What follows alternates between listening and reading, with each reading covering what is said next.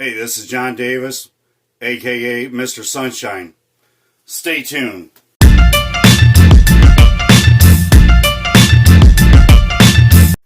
Alright, folks, on this lesson, we're going to be going over what do we do now. We're happy, the customer's happy, in a good mood, we're in a good mood. Now, where do we go? Now we can start asking them questions like, how many people are going to be using this, or how many people need this? You know, your qualifying questions, right?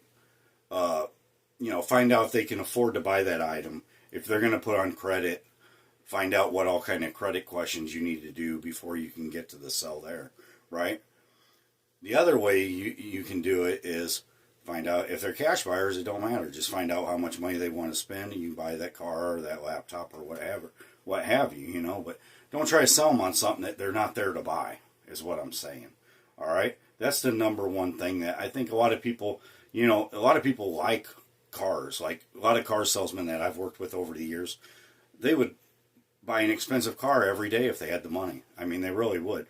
The fact is that not everybody's coming in for that most expensive car. Now, actually, nowadays, more people, the millennials and all the people that are in the fire community, and yeah, that's a shout out to people that are really minimalist, that are really wanting to retire early, and that's what this series is about, is that your active income has to be more than what you're spending a month, right?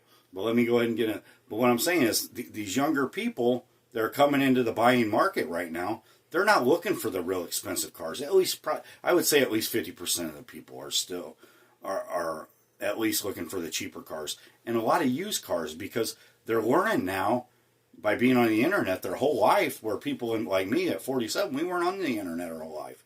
They have been, basically, right? And they're finding out, we don't want a car that depreciates 10 grand the first year you drive it off the lot. Let's buy a car that's 3-4 years old, and we can almost sell it 3-4 years down the road after we buy it and get what we paid for it. It's a lot more educated, younger people out there right now than what was there 10, 15, 20 years ago, buying cars, buying anything like a laptop. How many people are really buying laptops anymore? Probably not that many, right? Because everybody's doing everything on their smartphones or their little tablets, right? I mean, it's unreal. So don't try to sell them something. Don't waste their time burning their time up just because you want to sell something they don't want. For one thing, you want to sell these people more than one thing, I hope. I mean, that's how this evolution of sales happens for salespeople, in general. They want to sell them one thing, then like insurance people, they sell car insurance, then house insurance, and then who knows what else after that, right? Life insurance or whatever, their burial insurance. So anyways, the first thing you got to do is find out what they're there to buy after you meet them, get them in a good mood. You get to learn a little bit about them, where they're from, whatever. Do not hurry up and try to sell something.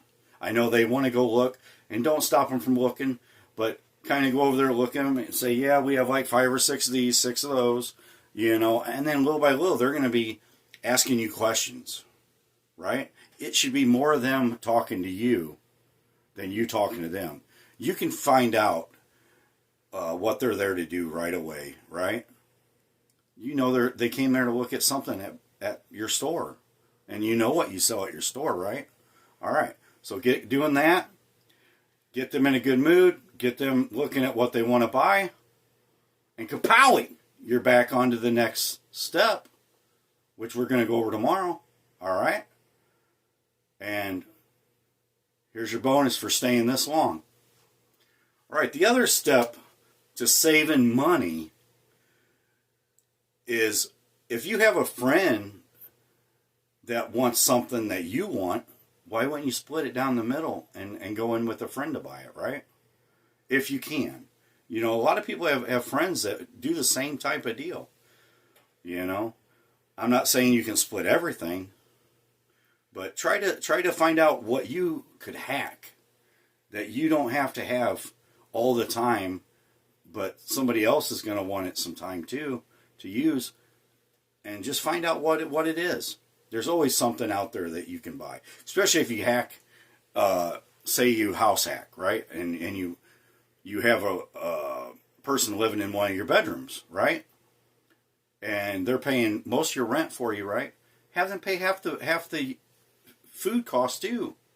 You know, find out what they like that you like, and then say, okay, I'll go in half with you on pizzas, or half of this on that. You know, don't wait till 2-3 years down the road and go, why didn't we ever do that? Why didn't we ever try to do that, right? All right, that's your tip for the day, and I'll have more tomorrow on the next video. See you then.